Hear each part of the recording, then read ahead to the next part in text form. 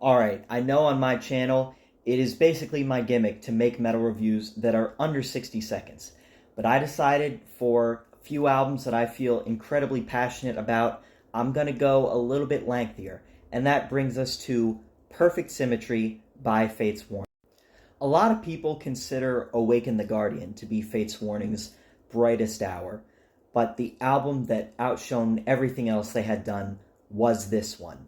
This is when they made the full transition away from a fantasy US power metal band into a pure, technical, progressive metal band. And I do think this is the first pure progressive metal album ever released. By that I mean there's no tech thrash, there's no heavy metal, there's no US power metal, it's just progressive metal. I think this is the first one. And the reason this shift is so important is because they started out as a kind of fantasy-obsessed band, right? They wrote a lot of uplifting tracks about fantasy, about dreams, and they just generally were one of the more positive metal bands around at the time. And here, it sounds like a child who grew up and had all of their dreams crushed by the cold reality that we live in. There's no more fantasy here. There's no more uplifting, powerful tracks. This is a somber and cold record. But when I say that, that does not mean it is free from emotion. It is very passionate despite those things. It's the passionate cries of someone who had all these dreams and hopes and ambitions only to find themselves, kind of like the cover, maybe working a day job, a factory job, with no significance, realizing that there is no magic in the world, but they still have the pain of losing those dreams and maybe a little bit of hope that there might still be something else out there.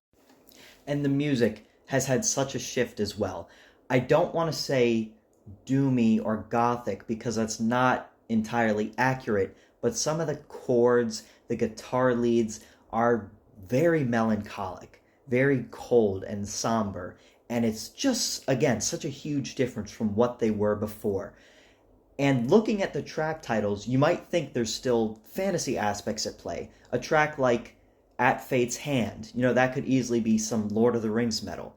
But no, it's actually about how we have no control over our fate, how we might look around us and realize we can't do anything to change the position we're in. Our hand is dealt for us.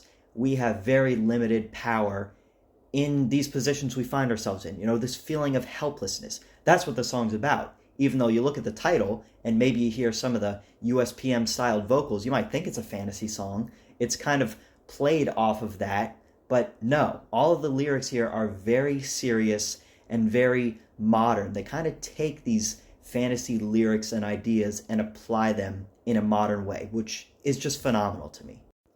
This is an album that has no nostalgia for me at all. I heard this later in my life, and it was one of those albums that blew me away at a time, I don't want to say I thought I had heard everything, but it had been a while since an album, especially one this old, really blew me away. And they did this. I was not expecting this band to do this. I've always liked Fates Warning, but I was never expecting this album, and this blows everything else they did away to me. I give this a 100 out of 100.